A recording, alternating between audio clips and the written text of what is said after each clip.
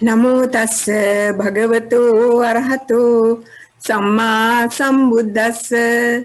Namo tassa bhagavato arahato samma sambuddhassa. Namo tassa bhagavato arahato samma sambuddhassa. Friends, today we are going to discuss the Sabbasawa Sutta from the Majjhima Nikaya. Sabba means all, everything. All, and asavas means taints. So, Sabbasava means all the taints that defile our minds. The asavas are underlying tendencies that are deeply rooted in the consciousness or vijnana and have become habits come down from our past existences. These defilements are mainly responsible for prolonging our sansaric cycle of births and deaths. Asavas are also known as, in different books and in different suttas, as cankers, taints, corruptions, fermentations, biases, and intoxicants, or whatever name, any of these names means asavas. The commentaries say that the word asava comes from the word sarati, which means to blow, either in or out. So, some scholars have taken the word to mean blow inward, that means from outside into our minds, and use the term influxes or influences, and others use effluence, meaning outwardly flowing from the mind. You know, the effluence means from the mind, they go outwards.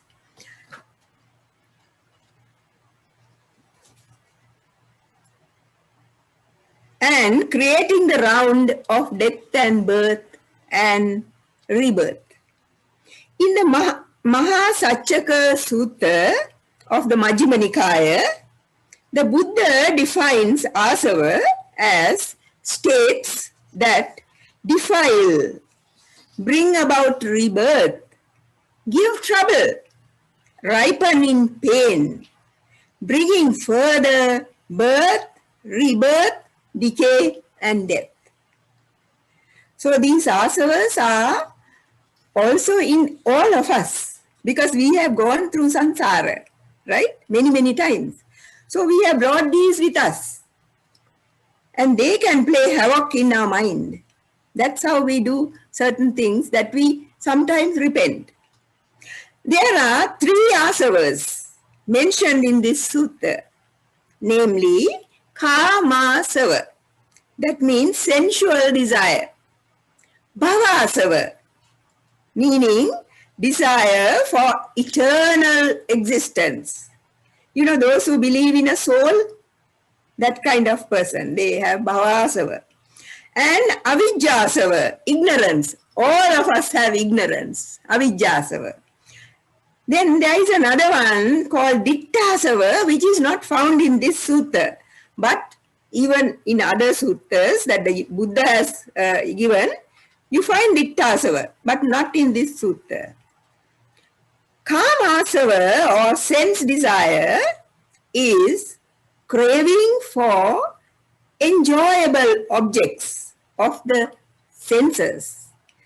We have experienced our mind constructing personal problems out of these sense desires, wanting to become somebody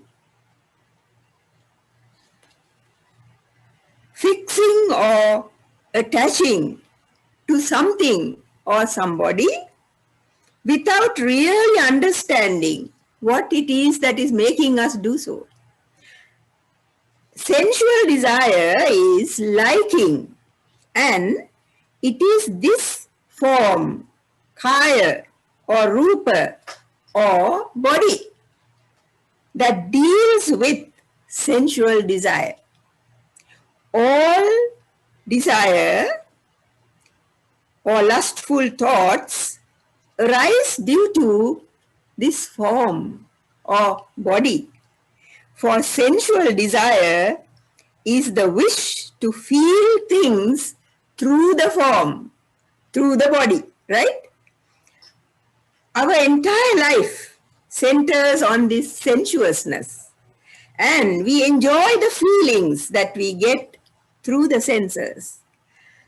So that all happiness we get is through the senses and this body or form.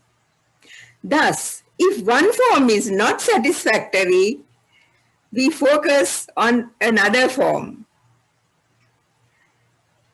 This is due to kamasava.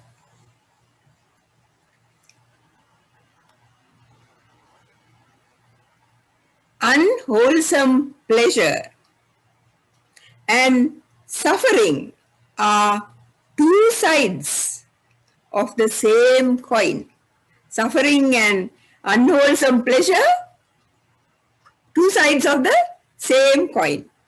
The Buddha says that a young, tender infant lying prone, can't get up, does not even have the notion, sensual pleasures.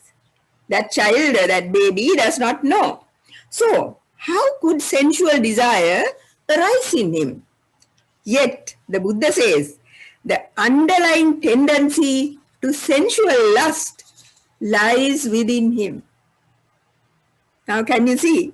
From the time that you are born into this world, or even in the womb, it is there. And it gets more and more mature as they grow up. Bhavasava, now that is kamasava. Now we come to bhavasava, right? Bhavasava is the hankering for life in some form or another. Even if we get born as an insect or an animal, we love that form, that life, right? That existence. Due to craving and one's karma done while living in this world, one is reborn.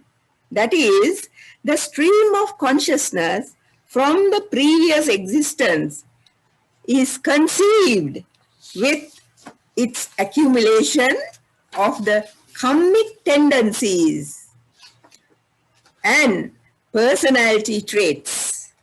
That is how we differ from each other. This is the knot that binds us to the sansaric cycle.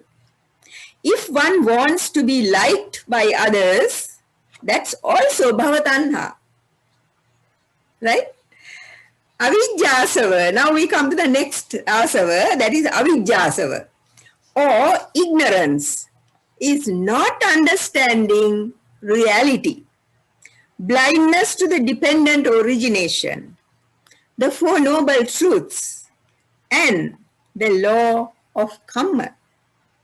All three of them, that is all three asavas, arise due to the akusala mula, or the three unwholesome roots of greed, that is lobha, hatred, dosa, and delusion, moha, ignorance. On a mundane level, ignorance is cravingly grasping things, thinking that they are permanent. For instance, when two young people marry, they say their love will last even beyond this world. But can it last? Thus, this is failing to see how everything changes. The Buddha gave a plan for the destruction of the asavas or taints. It consists of virtue, that is sila, concentration, samadhi, and wisdom, panya. These taints should be abandoned in 7 ways. That is, by seeing. You have to see. You have to see it, not with this eye, but with the mind's eye, right? Then, restraining. We have to restrain the senses. Then, using. That is, when you use things like food and clothes and shelter and medicine and all these things, you have to use them with restraint. Enduring, that is enduring whatever, difficulties that you have to undergo, to endure them. Then avoiding certain things, right? Also removing. And then the last one is developing. We'll go through them, in detail. These are actually related to the Noble Eightfold Path. Now let us see how they relate to the Noble Eightfold Path. Now see, it is in this way. The taints abandoned by seeing, right? By seeing is in the Noble Eightfold Path, right view. The first one, right view. Then the taints abandoned by restraining, that is right intention and speech. That is the second and the third of the Noble Eightfold Path. Then the taints abandoned by reflective use, that is by using, that is right action, right? Now can you see how they are related to the Noble Eightfold Path?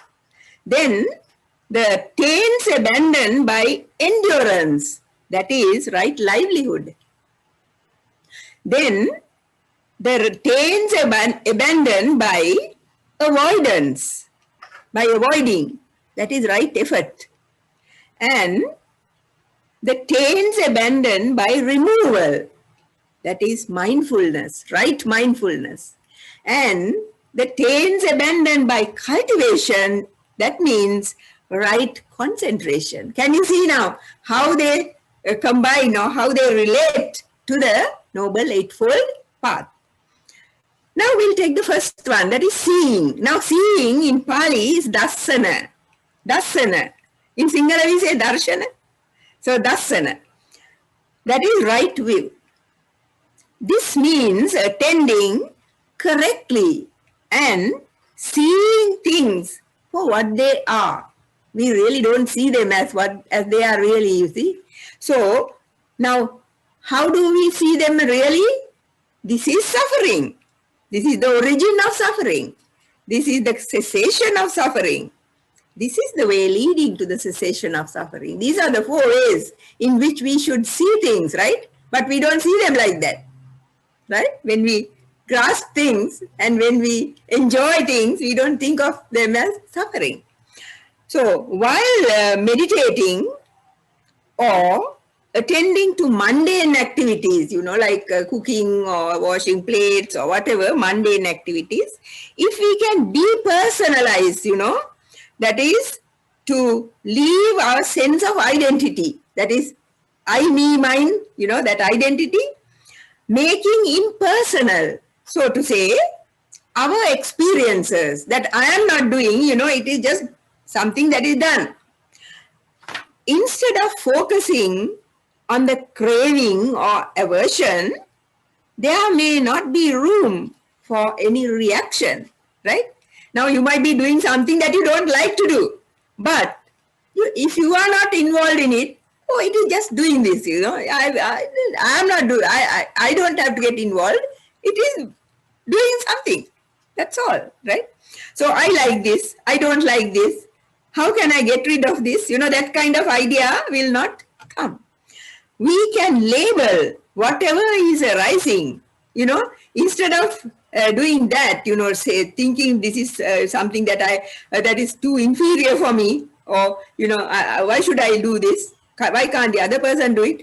Instead of all that, we label it like pain, feeling, irritation, worry, something like that. Whatever it means to you, right? You label it. Then it's finished. The Buddha says that the untaught doesn't mean that you don't have a PhD or something, right? Untaught means not knowing the Dhamma. Ordinary person has no association with noble persons. That such a person will not think of associating with noble persons and does not know the true Dhamma. So she or he pays attention to things that arouse the train of sensual desire and the taint of being and ignorance, the three factors that make us go in samsara. So when you are not associating with good people, that is what happens. Also, because of wrong view, doubts arise in him or her, and she or he starts wondering about the past. Did I live in the past? Did I do this in the past? Did this happen to me in the past? Like that.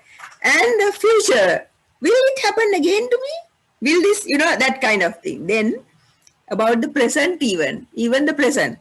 When these doubts arise, the unwise person will think that she or he has a self that is eternal and that this self is the feeler and the actor, the one that is in him or her.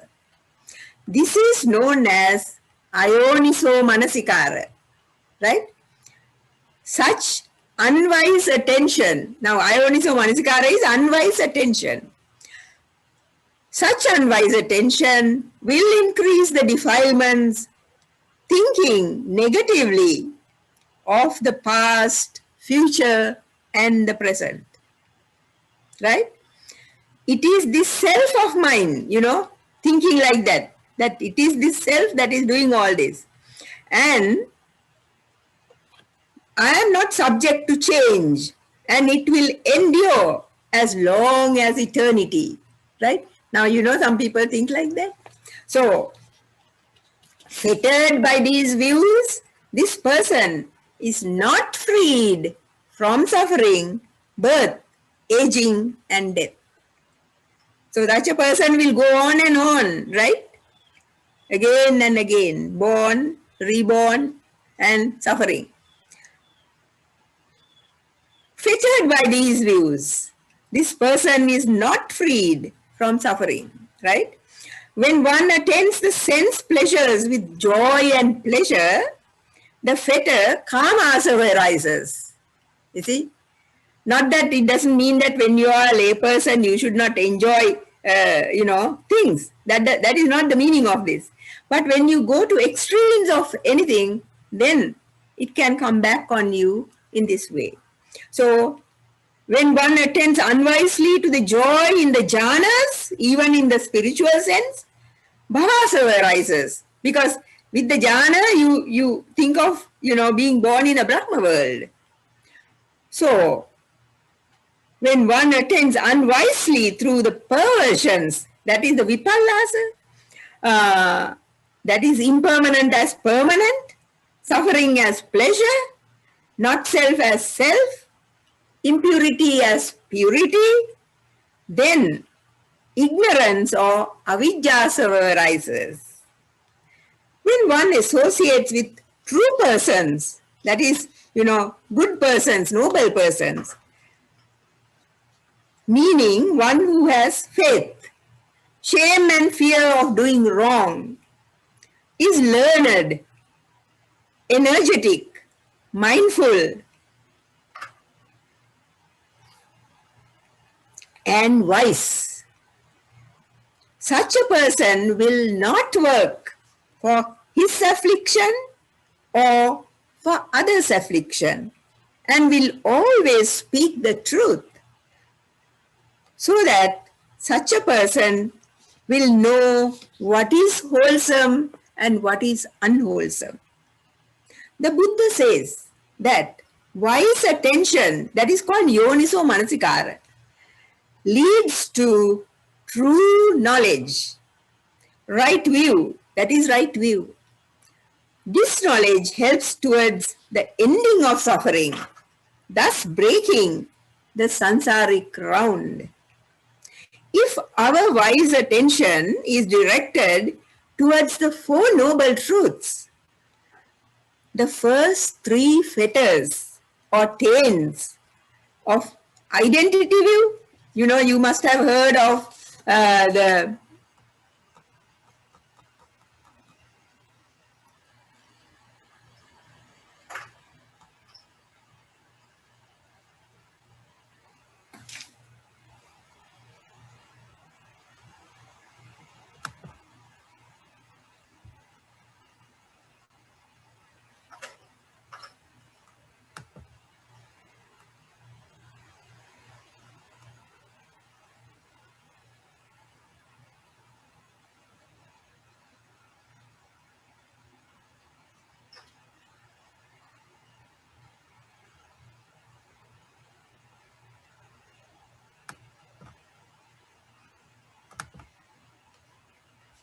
someone must have done something. So anyway, so we were talking about the Four Noble Truths and the fetters of, identity view, that is Sakkaya Ditthi. Sakkaya Ditthi. So when one has wise attention and directs your attention, your vijnana, consciousness, towards the Four Noble Truths, you will go in the path to a certain extent, and you will attain maybe the first attainment, right? So that you will be giving up three fetters: Sakkaya Ditthi, Silabbata Paramasa, Vichikicha. That is, Sakkaya Ditthi means the identity view, right? Self view. Silabbata Paramasa means the observance of rites and rituals. And Vichikicha means doubt. These are given up or abandoned at stream entry. That is the first step towards liberation from suffering. As a Sotapanna or stream enterer will be reborn in any world. The most is 7 times. The most, that means it can be much less than that. The next step is abandoning the taints by restraint, right? Restraint of the senses. That is called right intention. That is guarding them against, guarding the senses against excessive sights, sounds, smells, tastes, and tactile sensations. I don't have to explain these things. I think you understand, don't you? Now, supposing you see something in the TV or the computer or whatever, something nice, and you want to continue. You continue till midnight. Still it's not over. You continue till daylight, right? Now that is being excessive, isn't it? With your eyes. So at some point you have to give up, right? And then, you may continue maybe next day, perhaps, right? So anyway, now that is because too many pleasant sights and, pleasant sensations will weaken our resolve to practice. That means you don't want to practice. Even for 5 minutes, if you are used to practicing, you will give that up. And then you go on to that, whatever you were doing, right? So, and also if it is unpleasant sensation, then it will weaken our confidence in the teachings. You will think, what is the use of meditation? It's not going to help me. So we must be able to recognize desire We attach to animate and inanimate things because of ignorance, thinking they will provide lasting happiness. First, it appears as greed, but when someone or something gets in the way, we generate hate, and then also we attach with hate. Now, for example, a teenager wants a car, and with time, his desire gets stronger and stronger. He is firmly attached to the idea that a car will give him joy and happiness. If the parents refuse to buy a car, then what?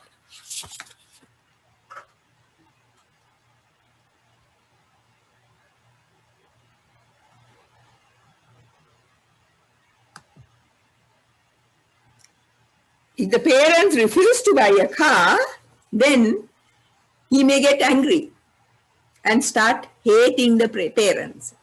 Now, he is attached in two ways. That is, to the vehicle with desire and to the parents via anger and even hate. In kama tanha or sensuous desire, there may be people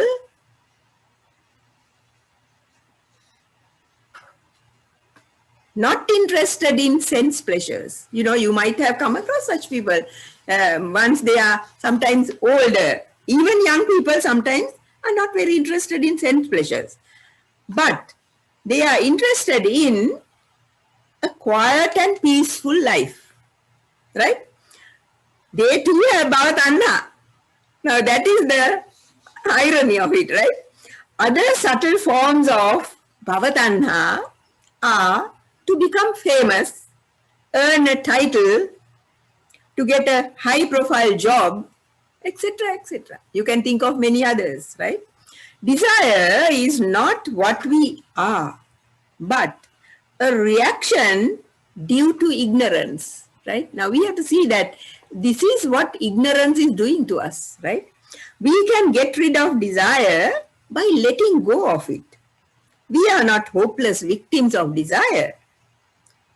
It has power over us and deludes us as long as we grasp it, believe in it, and react to it.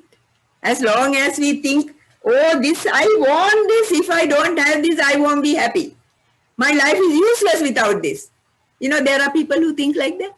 If you don't think like in that, in those lines, you know, and you can just let it go, then, you know, you don't have to worry about this desire. It's not going to harm you.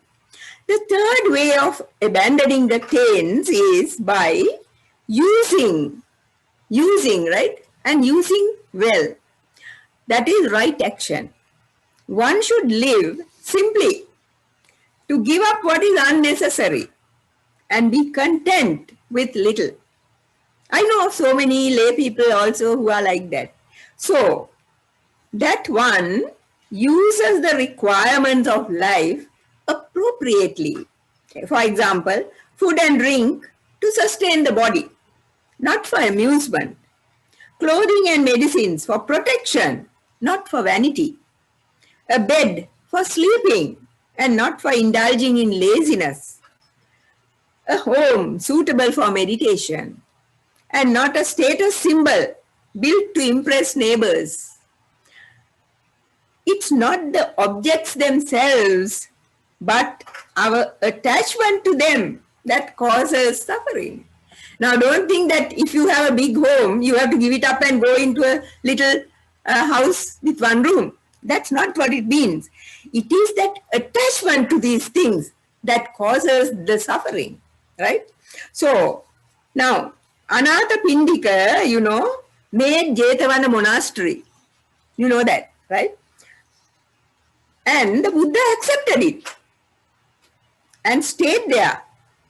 Though it was a big and impressive monastery. Now when you go to India, you would have seen, if those who have gone, how big that, you know, the ruins are. So how would it have been when it was well and those monks were all there, right? So, but Buddha accepted it. For the Buddha and his Arahant disciples did not have any attachment to them because, you know, they were free from that. They didn't have that kind of attachment. So this is what we have to learn from them. If one wants to prevent fetters of greed or hate from arising, one could use material things like the owner of an old house who uses props to keep it steady, or a carter who uses grease for the smooth running of his cart. Why can't we use our things like that? So, a monastic could use alms wood like a sufferer of a chronic disease and who uses his medicine just to get rid of the disease so that she or he could avoid sleepiness, boredom, etc. You might ask me, are you using it like that? Well, I think so. Anyway, so the fourth way is endurance and right livelihood, right? Now that means right livelihood in the Noble Eightfold Path. The Buddha's advice to monastics is that in order to maintain one's practice, it's necessary to endure even the discomfort of severe weather conditions or mosquito bites or the sharp and piercing words from others. Whatever they say, just, accept. Not really accept, but just let it go. You see, you don't have to worry about it. Or even life-threatening attitudes. See, sometimes someone might come with a pistol, but not to be afraid. So, the practitioner should not be discouraged by personal difficulties. I have no time, otherwise I would have told you a story about one monk who went knowing that he might be attacked, and actually he was, and he died, but he was an Arahant. So anyway,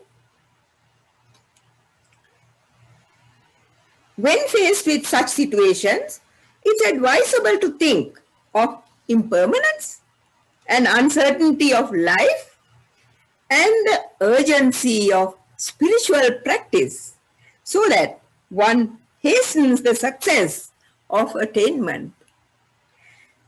Sometimes other religionists might abuse our Dhamma, but we should not be resentful or retaliate. The best way to protect the Dhamma is to study it, practice it, realize it, and teach it. For it's not the Dhamma that needs protection, but we who need the Dhamma for our protection to be freed from all the taints, right? So now we come to the next one, that is the fifth one, avoidance. Avoidance is right effort. Is the way of eliminating the taints, the fifth way. The Buddha advises the monastics to avoid wild animals when in forests, because those days they used to live in forests, right? Unsuitable places and seats. That means not to sit in secluded places with the opposite gender. And bad friends, meaning those with loose morals. This is to ensure that the external environment contributes to the inner environment, that is, to the mind, right? Living fearlessly doesn't mean placing oneself in harm's way. Where possible, mindfulness, patience, knowledge, and energy should be used for one's restraint. The monastic code of discipline for the ordained and the 5 precepts for the lay helps to maintain order and discipline in society. Lots of people, think they have the 5 precepts, but they don't. That is the tragedy of it, you see. So if they take it seriously and keep the 5 precepts, that will protect them from all harm. This is to ensure, you see, that it prevents the arising of unarisen, unwholesome states, abandoning the unwholesome already arisen, arousing wholesome states not yet arisen, maintaining the wholesome that's already there. That is right effort. You see, the 4 ways of keeping the right effort. You see, to prevent unarisen, unwholesome states from arising, to maintain what is already there, right? And like that, you have 4 things to think of.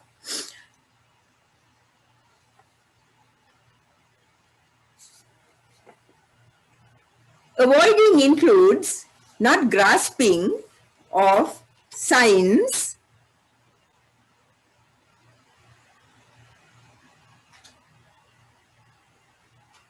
you can hear me, can't you? Okay, so I'll just go, the picture is not there, right? So the avoiding does not mean just doing all these things only. It means not grasping of signs and particulars about whatever one finds to be attractive, like parts of the body, smile, speech, laughter, etc. But also not keeping them in one's mind and thinking about them with greed and craving. The Buddha's techniques are to replace the unwholesome thought with an opposite thought, a wholesome thought, or see the danger in those thoughts. Try forgetting them, or just stilling them, or force them down, right? Force it down without allowing it to be active. The next is removal or right mindfulness.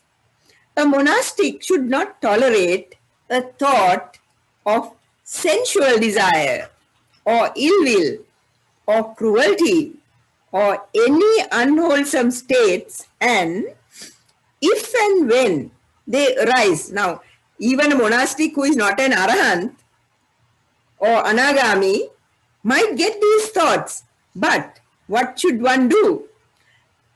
Mindfully see them wisely, and think of it as unworthy, and deliberately let go of them and abandon them. It is by developing opposing thoughts that one could develop skillful thoughts, so that when lustful thoughts arise, the impurities of the body under the skin could be brought to mind. Or if it's greed that arises for food, one could think of how the body will process that food after it's eaten. Most of it goes through the back, isn't that so? And then only a little bit of it is absorbed into the body. Harboring ill will and cruel thoughts against an enemy can be removed by cultivating thoughts of generosity and compassion and our common human frailties. It's worthwhile to remember that all these thoughts result from our materializing the idea of a self, thinking that there is a self here. That is why we, have all these ideas. Pride, anger, feelings of inferiority or superiority, etc. all stem from this idea of self. Now we come to the last factor, last way of abandoning the taints, that is developing. That is transforming our vision of the Four Noble Truths into gaining arahantship. When stream entry is gained, which is the first step towards liberation, all doubts about the Buddha and Arya Sangha, the training, notion of self, all vanish. Observances like fire worship, mortifying the body, strong grasp of rules and regulations, all that is given up. One should practice developing the 7 factors of enlightenment. Those are called the Bojjhangas.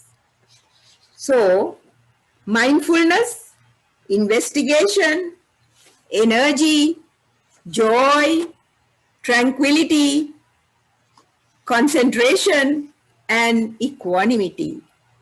The Buddha says that when a monastic develops these factors, she or he ends in attaining Nibbana. The taint of sensual desire is eradicated by the path of non-returning Anagami, and the taints of being and of ignorance only by the final path, that is of arahantship. Thank you. So if you have any questions now, please ask.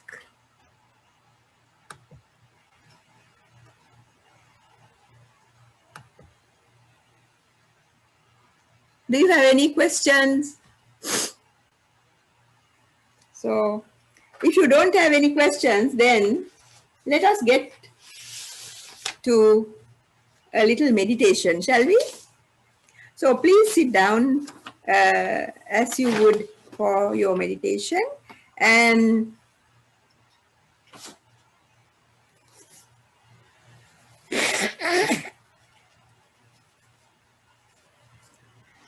be relaxed,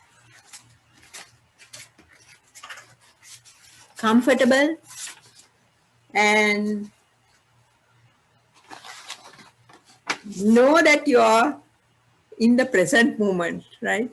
So just forget about the past, forget about the future, and be in the present moment. You are seated in the present moment, and you are relaxed, comfortable, and now it's time to close your eyes and take a few deep breaths.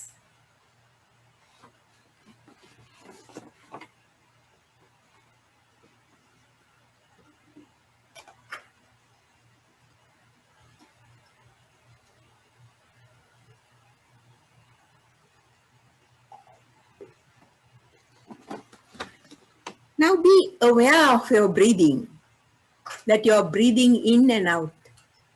Be aware of it.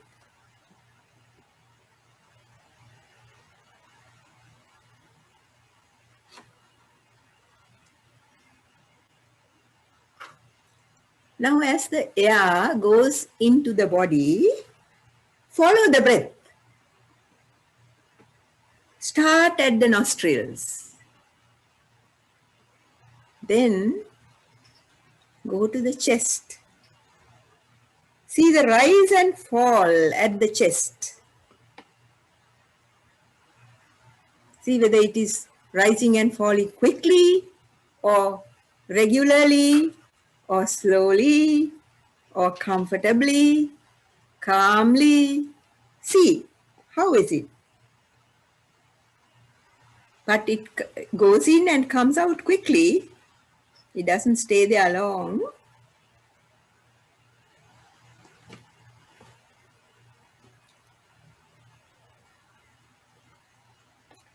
Then notice the movement at the abdomen.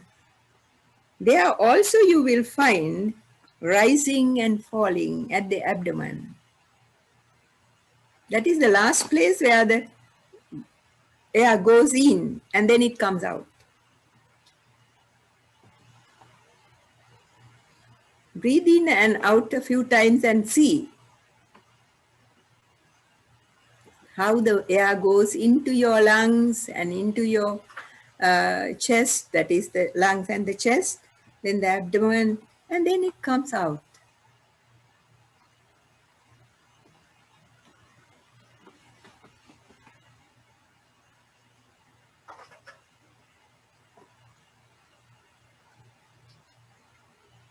Let the breath be calm and gentle. Don't force. Don't force the breath. Just let it come and go. Allow the breath to soften your body, the face, the chest, the abdomen, the arms, or the whole body. Make it soften. Make the air soften your body. Make it calm, tranquil. See if the body is calm and tranquil.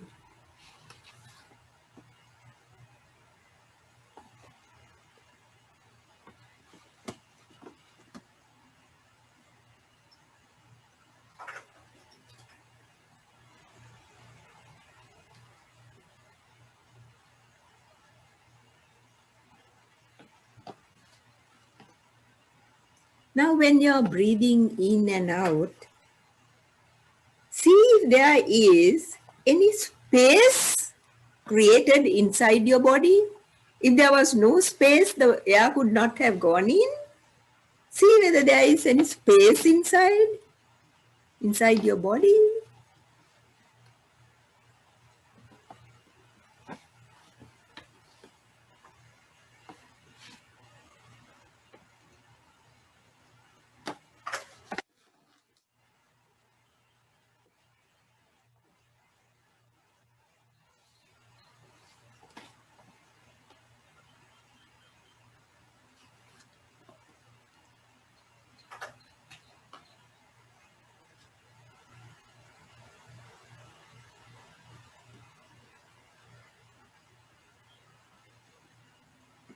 Look at your heart.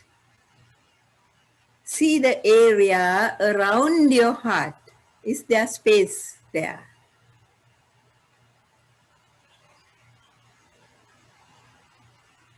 You have to imagine a little.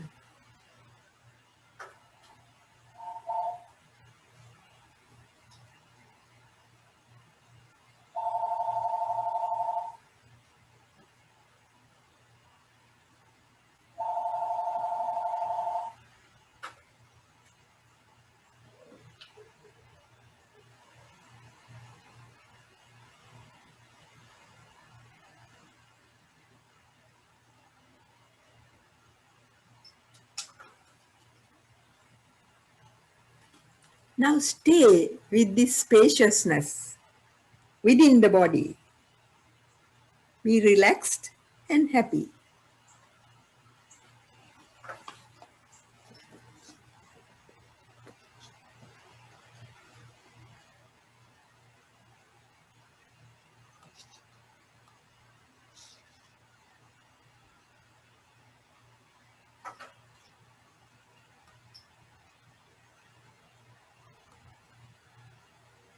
Be comfortable. Just being with yourself.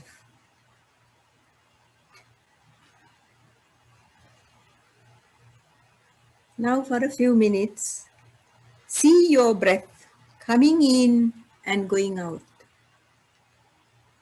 Right to the end of the breath and then how it comes out. See for yourself.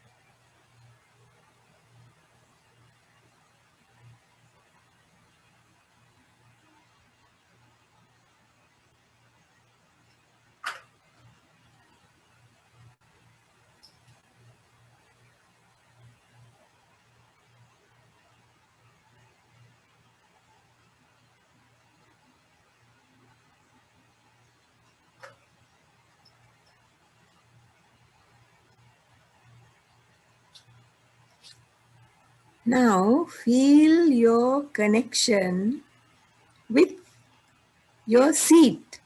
If it's a cushion or chair or whatever you are seated on, see the connection.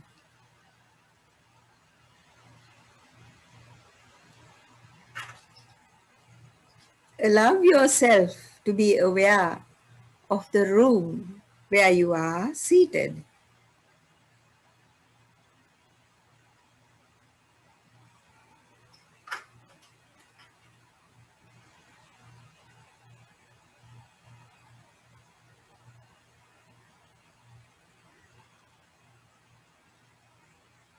Become aware of the sounds and atmosphere of the room.